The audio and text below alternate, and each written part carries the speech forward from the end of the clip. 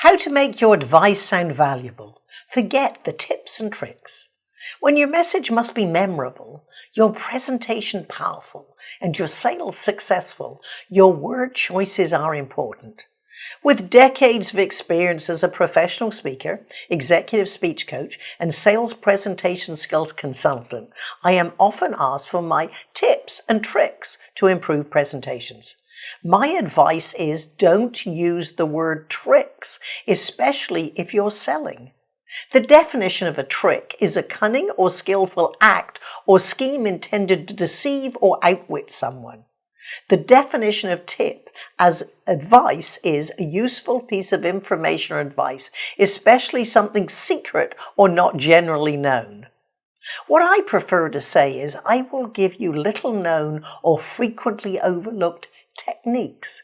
To me, that sounds more valuable than tips and tricks. What do you think?